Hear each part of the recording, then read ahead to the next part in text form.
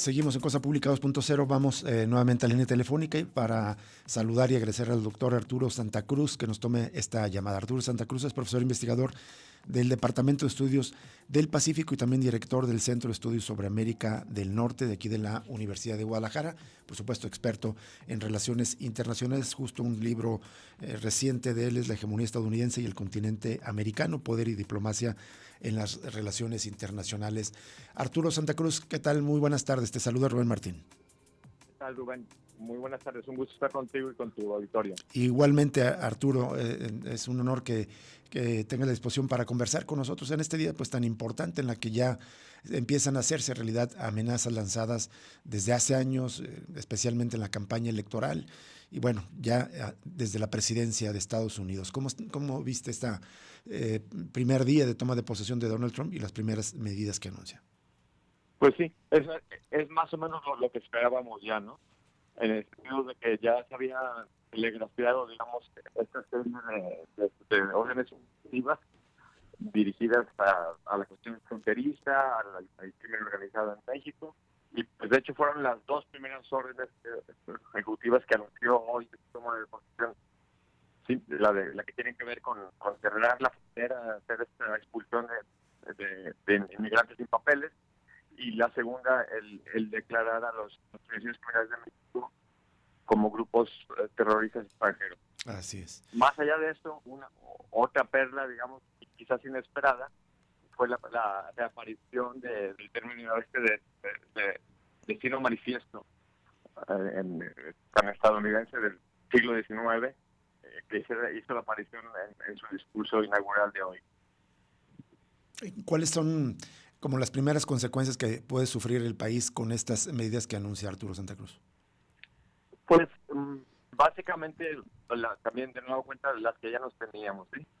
Por una parte, la expulsión de connacionales nuestros y de otras nacionalidades también hacia nuestro país, con las implicaciones que esto acarreará, aún si no va a ser del ámbito o del nivel pues que él prometió, ¿verdad? Había prometido de erradicar de su país millones de inmigrantes sin papeles, pues obviamente no va a llegar a esas magnitudes, pero aunque sea algo mucho menor, pues esto llega a constituir verdaderas tragedias humanas para los personas que son expulsadas, y por otra parte pues también problemas sociales y económicos en general para nuestro país. ¿Sí? Y por otra parte el anuncio y la declaración de organizaciones terroristas a los grupos del crimen organizado mexicano, también algo que ya se esperaba, pues nos abre la puerta a una serie de amenazas que incluyen la intervención militar en nuestro país. ¿Qué tal, Arturo? Te saluda Jesús Estrada, un gusto saludarte. Justo quería empezar preguntándote qué tipo de medidas puede tomar Donald Trump en la presidencia con esa declaración a los cárteles como terroristas, digamos. ¿Serían solo medidas financieras desde Estados Unidos o ya hay posibilidad de alguna intervención armada en nuestro país? Sí, Jesús, buenas tardes, un gusto saludarte. Sí, pues desafortunadamente las medidas no se reducen al ámbito financiero, sino también que, como ya adelantaba yo, pueden incluir el aspecto militar. ¿Sí? Esto no quiere decir necesariamente que efectivos militares estadounidenses crucen las fronteras hacia nuestro país, etcétera, pero sí que organicen operaciones en nuestro país, digamos, incluso con mexicanos o con mexicoamericanos, o que manden drones, por ejemplo, para atacar objetivos específicos, etcétera, pero situaciones violentas, digamos, y lo cual es, por supuesto, por demás lamentable. ¿Qué tipo de respuesta podría dar el gobierno mexicano en caso de que sucediera una intervención, una operación militar legal o ilegal en nuestro país? Pues sí, esto es lo malo, ¿verdad?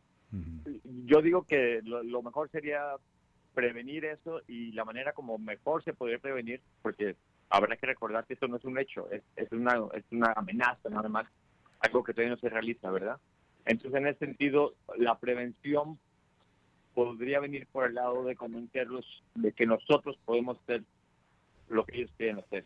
Y lo que ellos dicen que quieren hacer es desarticular estos grupos criminales, y en ese sentido, lo que hemos visto, de hecho, ya en las últimas semanas, pues el gobierno de la doctora Sheinbaum se ha movido, a diferencia de su antecesor, el señor López Obrador, sí se ha movido más en el sentido de tomar una actitud más agresiva hacia el crimen organizado, ¿sí? Entonces yo creo que por ahí podría venir la estrategia de nuestro país. Arturo Santa Cruz, el otro anuncio del cierre de declarar emergencia nacional en la frontera sur, incluso invocando una ley del siglo XVIII, si mal no recuerdo, aquí leíamos una nota de la ley de enemigos extranjeros de 1798. Así es. ¿Qué implica? Y ya lo decías, no solamente recuerdo el Destino Manifiesto y discursos como del siglo XIX. ¿Qué implica que vuelva toda esta retórica, pero que eventualmente que se concrete? Es decir, que sí trate de cumplir con reapropiarse del Canal de Panamá, de comprar o tomar el control de Groenlandia, entre otras cosas. ¿Qué implica, digamos, en que estemos viendo en pleno siglo XXI, digamos, discursos y acciones que vimos en el periodo expansionista de Estados Unidos, pero al inicio de su creación como república?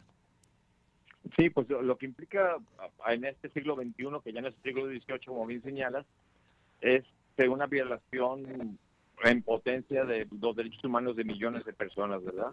Esta militarización desde la agenda migratoria va a tener seguramente violación de los derechos humanos, no solamente de las personas que están allá sin papeles, sino incluso de personas de ascendencia latina, por ejemplo, que ya tienen papeles y que por la simple portación de cara, como decimos por acá, pudieran ser detenidos para ver cuál es su situación y hasta eventualmente expulsados, una violación, en fin, a sus derechos humanos. ¿Sí? Y esto es lo que estaría generalizando el hacer legal el uso de los militares en esta empresa, en esta agenda migratoria.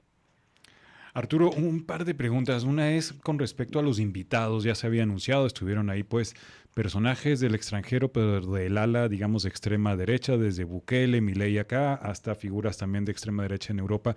Ahorita con Trump ahí en la presidencia ya podría, digamos, fortalecerse lo que se pensaría un eje neofascista de ultraderecha internacional. Pues para allá va pintando. Sí, donde sí lo que estamos viendo ya definitivamente es que es la oligarquía, la caquistocracia al poder, ¿sí? La oligarquía, es decir, por esa bola de multimillonarios, Zuckerberg, Musk, otros, Esos, ¿sí? sí.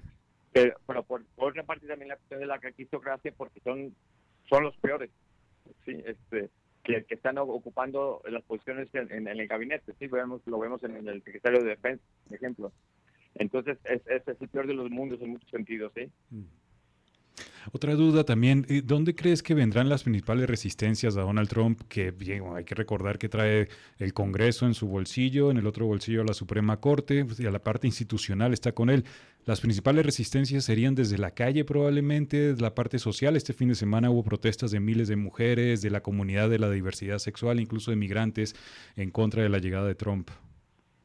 Sí, tendría que venir efectivamente desde los grupos sociales, desde la sociedad, los grupos que van a ver afectados. Habrá que recordar aquí que Donald Trump no ganó el 50% o más del voto del electorado, ¿sí? O sea, ganó una mayoría relativa, una pluralidad de los votos, ¿sí? De hecho, la mayoría que obtuvo, porque se obtuvo una mayoría con respecto a Biden, es una de las mayorías más pequeñitas que ha habido desde en unos 50 años, ¿sí? Uh-huh.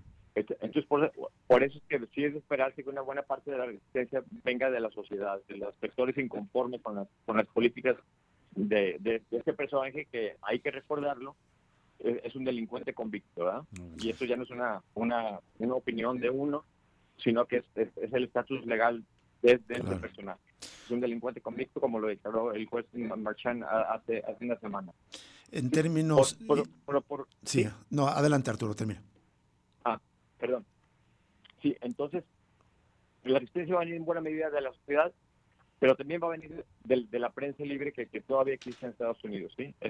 Hay medios todavía muy importantes, Times, por mencionar alguno, que seguramente mantendrán la resistencia y la oposición a lo que Donald Trump y su camarilla significan.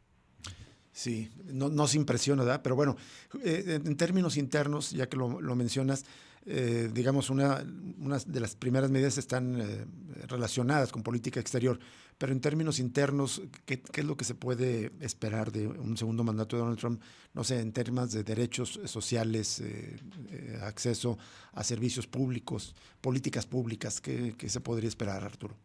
No, pues se puede esperar un retroceso en estos aspectos que señales tú.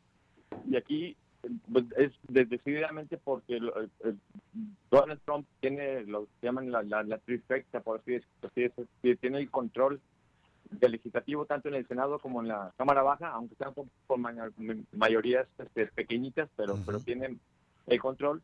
Y la Suprema Corte de Justicia pues también tiene un marcado tinte conservador en Sí. parte debido a los nombramientos que él hizo cuando fue presidente hace 4 años, ¿sí? Entonces, en ese sentido, los caprichos y las obsesiones de Trump seguramente irán con el viento a su favor, ¿sí? Así es. Digamos que tienen el equivalente, de alguna manera, no exactamente el mismo, de nuestro famoso carro completo, ¿sí? Uh-huh. Ahora con Morena vemos cómo se construyó de manera artificial y mañosa esta mayoría legislativa y ahora van por el Poder Judicial. Pues algo similar está sucediendo en Estados Unidos, donde, como les decía, tiene la mayoría y el control en el legislativo y también la mayoría en la Suprema Corte, ¿sí? De Así acuerdo. pues, así como aquí las gestiones morenistas decían que es un honor estar con López Obrador, allá tenemos al diputado, al representante de Texas, Troy Nehls, que dijo hace unas semanas que si Donald Trump les pedía que brincaran 3 pies, es decir, como 90 centímetros, y se rascaran la cabeza, dice, todos vamos a brincar 3 pies y rascarnos la cabeza, ¿sí? Muy bien. Bueno, te agradecemos, Arturo Santa Cruz, que nos hayas tomado esta llamada y bueno, si nos permite, seguimos en contacto. Habrá muchos todavía notas, acciones del nuevo presidente que analizar, que juzgar y si nos permite, seguiremos en contacto contigo. Claro, será un gusto. Muchas gracias, Arturo Santa Cruz, doctor en Relaciones Internacionales, profesor del Departamento de Estudios del Pacífico de aquí de la Universidad de Guadalajara y director del Centro de Estudios sobre América del Norte. Vamos a una pausa y volvemos con más información.